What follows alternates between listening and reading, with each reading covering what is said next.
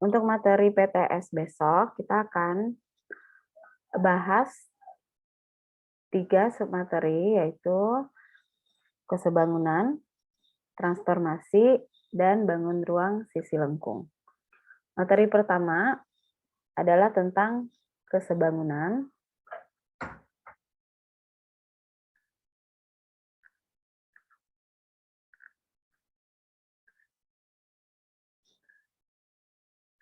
Untuk kesebangunan ini nanti tipe soalnya adalah yang akan kita bahas. Yang pertama itu adalah tentang menentukan sisi-sisi yang sama dari suatu segitiga berdasarkan sudutnya. Jadi contoh pertama, misalkan ada segitiga ABC,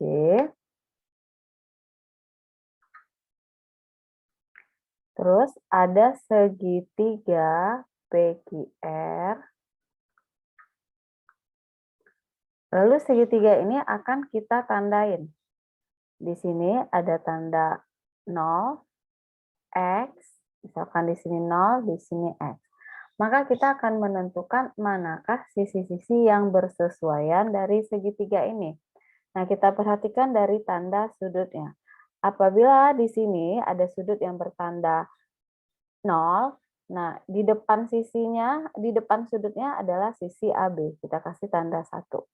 Di sini yang bertanda 0 di depan sudutnya adalah sisi PQ. Kita kasih tanda garis 1. Untuk sudut yang bertanda X, ya, untuk bertanda X ini di depan sudut itu ada sisi AB. Maka akan dikasih garis 2. Nah, yang bertanda X di sini mana? Ini. Di depannya sisinya apa? PR. Kasih tanda 2. Nah, yang tidak ada tanda ini saya kasih tanda silang. Di sini juga silang. Jadi, intinya sisi-sisi yang bersesuaian pada soal ini adalah, nah ini yang bertanda 1, garis 1, BC sama dengan PQ. Terus di sini yang bersisi garis 2, AB sama dengan PR. Terus yang bertanda silang, AC sama dengan QR. Nah, inilah tanda-tanda sisi-sisi yang bersesuaian. Jadi kita lihat berdasarkan sudutnya. Nah, yang kedua adalah kita akan menentukan panjang salah satu sisi untuk segitiga yang berhimpit. Jadi contohnya seperti ini. Ini ada segitiga A, B, C, D, E. Nah, di sini akan dikasih panjang sisinya, misalkan ini 3, ini 2, ini 8, ini X. Nah, maka kalau kita bagi segitiga ini akan ada 2 segitiga. Pertama, segitiga yang kecil. Yang kecil yang mana? DEC. Yang kedua, segitiga yang besar. Segitiga yang besar yang mana? A, B, C. Nah, kita tulis angka-angkanya. CD di sini 3, DE 8. CA itu ini. Dari sini ke sini. Berarti 3 tambah 2, yaitu 5. AB-nya X. Maka kita akan menentukan sisi AB-nya. Nah, kita akan bandingkan sisi samping dengan sisi samping, sisi bawah dengan sisi bawah. Maka cara perbandingannya CD per AC sama dengan DE per AB. Kita masukkan angkanya, CD-nya 3, AC-nya 5, DE-nya 8, AB-nya X. Kita kali silang, 3 kali X sama dengan 8 kali 5. Maka X adalah 8 kali 5, 40/3. Tipe berikutnya adalah trapesium sama kaki. Jadi di sini akan diberikan dua jenis trapesium, dua buah trapesium dengan ukuran yang berbeda.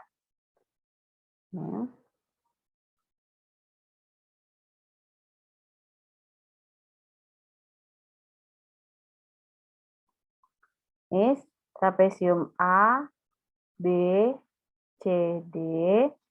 Ini P, Q, R, S. Nah, untuk nilainya, ini misalkan ada 8, ini 12, ini 10, ini 15 atau 12, ini X, ini Y, ini Z, ya. Ini 15. Nah, misalkan seperti itu. Nah, kita akan menentukan nilai X, Y, dan Z. Nah, sebelum kita tentukan, kita tandain dulu sisi-sisi yang bersesuaiannya yang mana. Nah, yang bersesuaiannya, di sini kan ada trapesium, di mana sisi sejajarnya ada yang pendek, ada yang panjang. Di sini juga ada yang pendek, ada yang panjang. Ada tinggi, ini tinggi. Kalau yang di sini ini tingginya, terus ada sisi miringnya. Nah, kita tandain. Yang pendek mana? CD, kasih garis 1. Di sini yang pendeknya mana? SR, kasih garis 1. Yang panjangnya AB, dikasih garis 2. Yang panjangnya PQ, kasih garis 2. Untuk yang tinggi, di sini DA, kasih garis 3. Ini juga kasih garis 3. Miring, saya kasih silang, maka ini juga akan dikasih silang. Maka apabila kita akan menentukan nilai X, Y, dan Z, kita tulis dulu perbandingannya. Kita mulai yang bertanda garis 1 dulu, CD per SR sama dengan yang bertanda 2, AB per PQ sama dengan yang tinggi AD per QR BC per PS.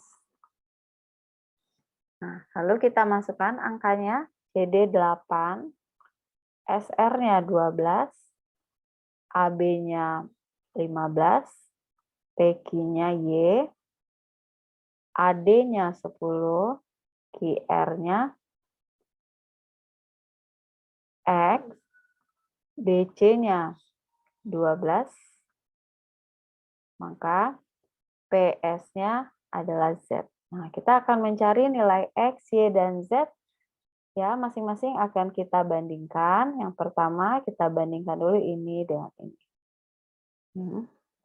8 per 12 sama dengan 15 per Y. Maka akan kita kali silang. 8 kali Y, 8Y, sama dengan 12 kali 15. Y sama dengan 12 kali 15 per 8. Dibagi 4, ini 2, dibagi 4, 3. 3 kali 15, 45 per 2. Atau 22,5. Nah, itu untuk Y. Nah, kalau kita mau menentukan X, biasa sama, kita bandingkan ini dengan ini. Nah, kenapa harus ini? Karena ini angkanya lengkap. Y. 8 per 12 sama dengan 10 per X. Dikali silang, ini 8 kali X ya, 8 kali X, 8X, sama dengan 10 kali 12. X-nya adalah 10 kali 12 per 8. Dibagi 4, 3, dibagi 4, 2, dibagi 2, 1, dibagi 2, 5. Berarti 15. Maka X-nya adalah 15. Nah, untuk menentukan Z-nya silakan dicoba sendiri. Selanjutnya, tipe soal berikutnya adalah menghitung panjang sisi tengah dari trapesium juga. Contohnya seperti ini.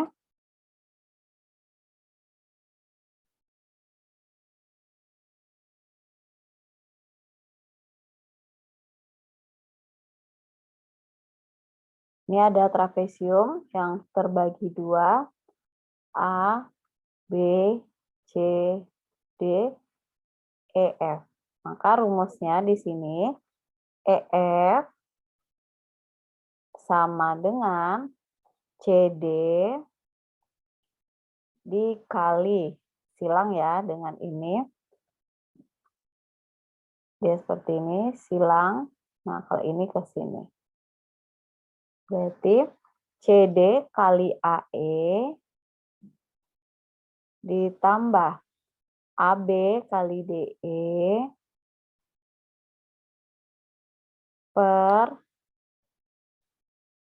AE ditambah DE. Misalkan di sini ada angka-angkanya.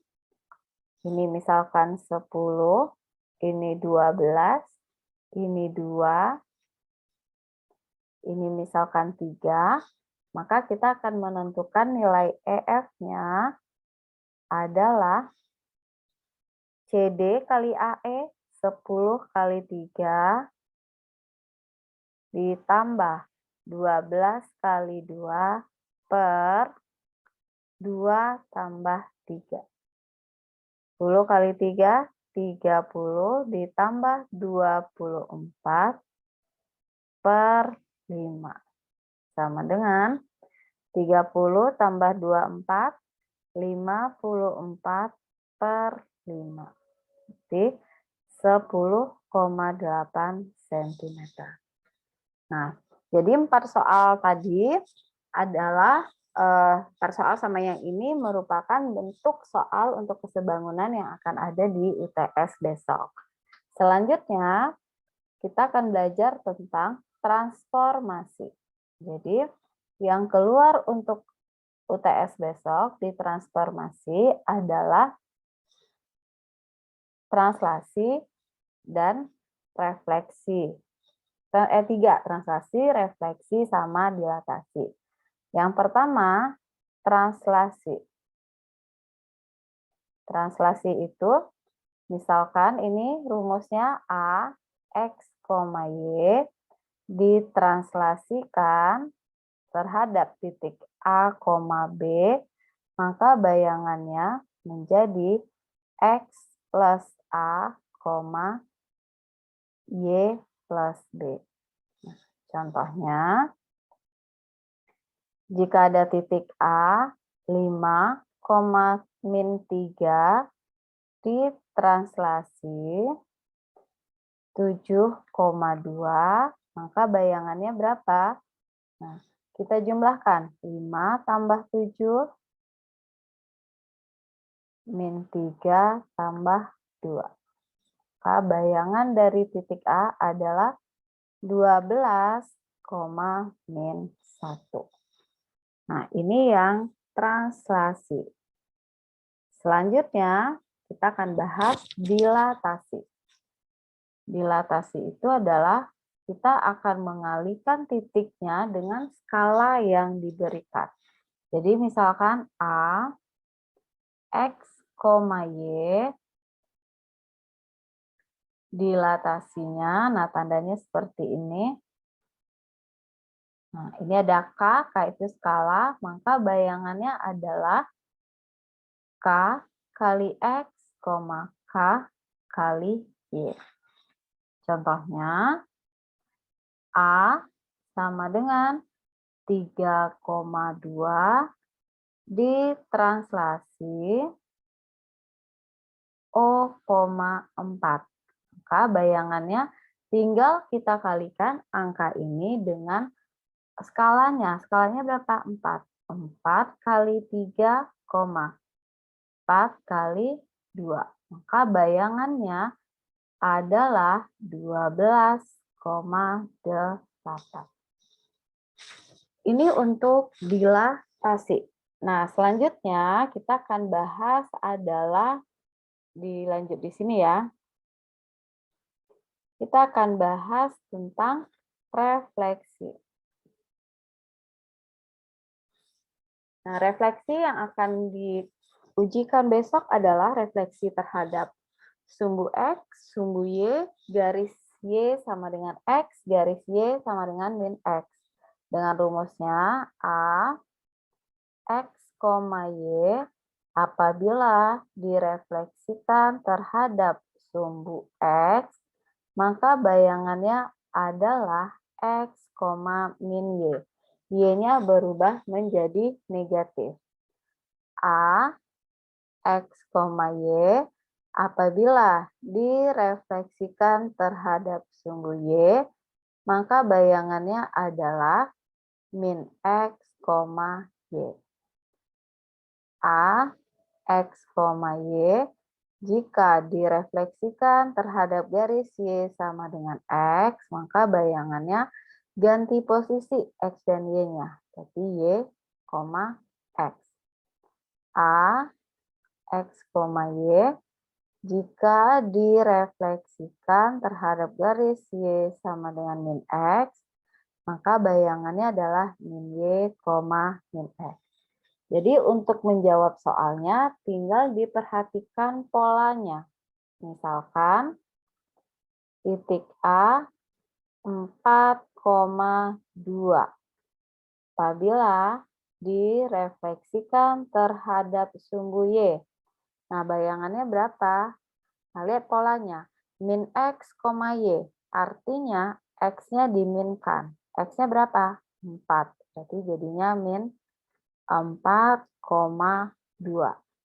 Terus, jika ada titik, misalkan min 5,3, direfleksikan terhadap garis Y sama dengan min X.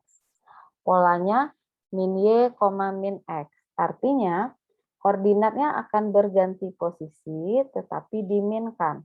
Yang ini tadi, Y, X akan jadi Y akan jadi X. Y-nya 3, berubah jadi X tapi diminkan. Berarti min 3, X-nya akan berubah jadi Y diminkan. Karena di sini sudah min, begitu diminkan maka minusnya akan hilang. Akan menjadi 5.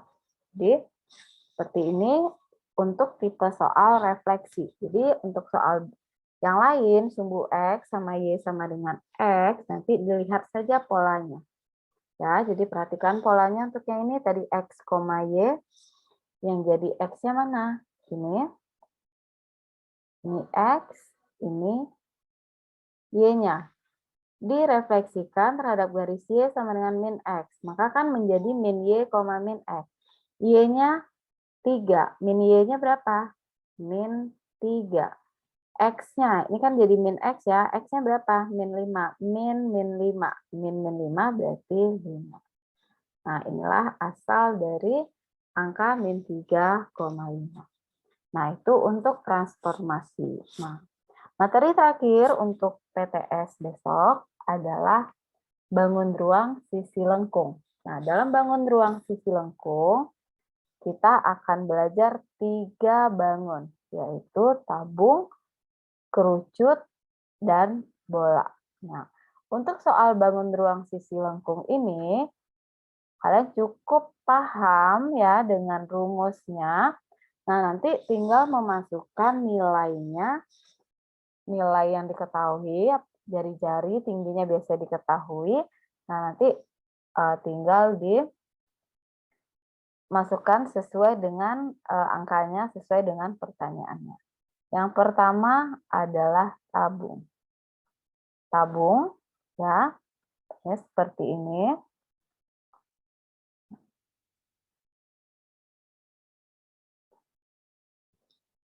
tabung ini alas dan tutupnya berbentuk lingkaran.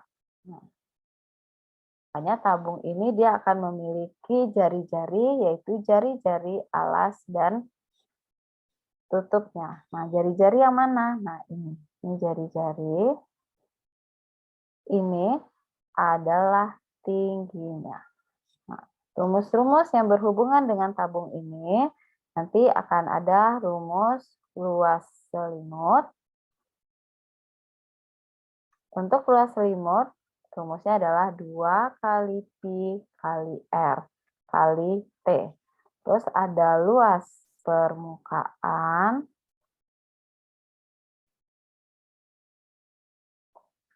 Rumusnya adalah 2 Pi R plus T. Nah, terus ada volume. Untuk volume tabung ini rumusnya adalah Pi R kuadrat dikali T.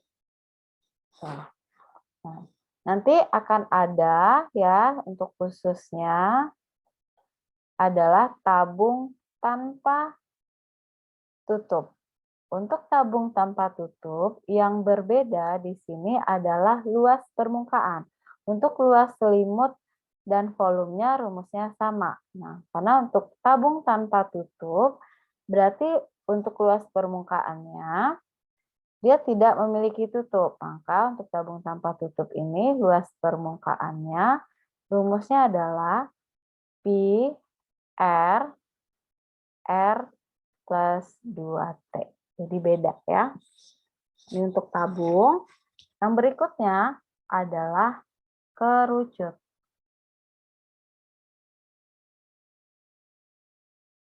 Kerucut. Nah, kerucut ini alasnya juga berbentuk lingkaran. Nah, unsur-unsur pada kerucut ini adalah ini, R-nya, ini, T-nya. Nah, ini yang miring ini adalah S atau garis pelukis. Nah, kita harus cari S-nya dulu ya apabila nanti akan ditanya luas selimut atau luas permukaan. Nah, untuk menentukan S bisa dengan rumus R dan T. Jadi S itu rumusnya adalah akar dari R kuadrat ditambah T kuadrat. Nah, rumus-rumus untuk kerucut yang akan kita gunakan besok adalah ada luas selimut. Luas selimutnya, rumusnya adalah Pi RS, ada luas permukaan. Luas permukaan, rumusnya adalah Pi kali R plus S. Terus volumenya adalah sepertiga Pi R kuadrat kali T. Benda ketiga ya adalah bola. Ya, bola ini. Nah, dia ada sebentuk lingkaran juga ya. Ini. Kayak gini. Nah, bola ini rumusnya yang akan kita pakai untuk bola dia hanya punya luas permukaan atau luas sisi. Rumusnya adalah 4 Pi R kuadrat. Untuk volume adalah 4/3 Pi R pangkat 3. Nah, luas selimutnya nggak ada.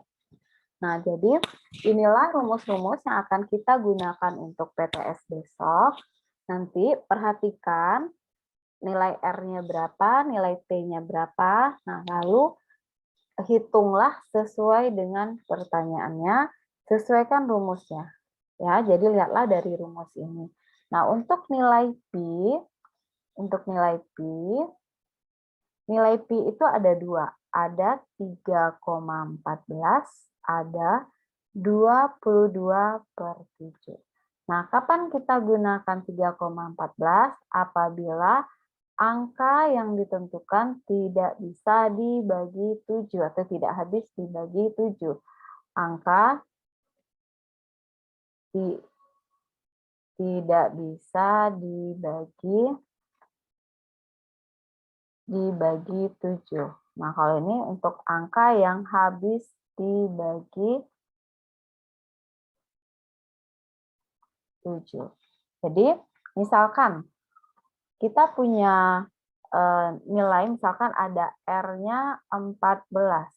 Nah, 14 ini kan bisa ya dibagi 7, maka untuk perhitungannya akan menggunakan pi 22/7. Terus, misalkan R-nya sama dengan 8, nah 8 kan tidak bisa dibagi 7, maka pi-nya adalah 3,4. Dah, oke.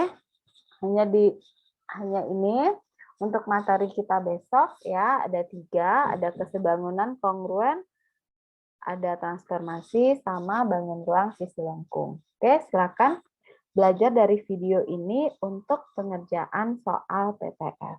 Oke, selamat PTS. Semoga nilainya bagus. Ya, demikian dulu untuk